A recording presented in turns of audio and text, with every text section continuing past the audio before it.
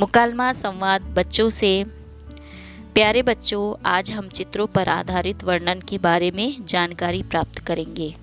संकलन किया है असलम बेरिफ सर, शेख रिजवाना मिस। चित्रों पर आधारित वर्णन विद्यार्थियों की मौखिक अभिव्यक्ति की क्षमता का विकास करने में चित्र भी सहायक होते हैं। विद्यार्थी किसी चित्र को देखकर उसमें निहित क्रियाओं और स्थितियों का वर्णन कर सकते हैं। इससे उनकी कल्पना तथा विवरण करने की क्षमता का विकास होता है।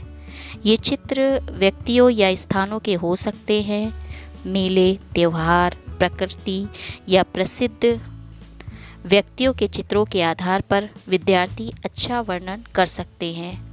वर्णन करते समय छात्र अपनी पूर्व जानकारी का उपयोग कर सकते हैं। चित्र को देखकर तथ्यात्मक वर्णन प्रस्तुत करते हैं और इन सब के साथ अपनी कल्पना शक्ति के बल पर एक रोचक तथा प्रभावी वर्णन प्रस्तुत कर सकते हैं। वर्णन करने के लिए एक ही चित्र दिया जा सकता है या क्रमिक वर्णन के लिए तीन चार चित्रों को एक साथ दिया जा सकता है। इन चित्रों में एक संगति होती है, उसे पहचान कर उसके आधार पर एक सुसंबद्ध वर्णन प्रस्तुत करना चाहिए। चित्र प्रसिद्ध या पठित कहानियों के भी हो सकते हैं।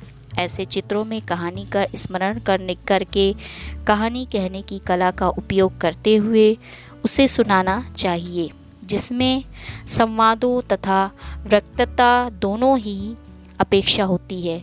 विद्यार्थियों को केवल चित्र भी दिए जा सकते हैं और चित्रों के साथ कुछ संकेत बिंदु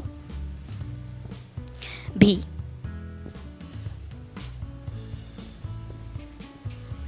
धन्यवाद।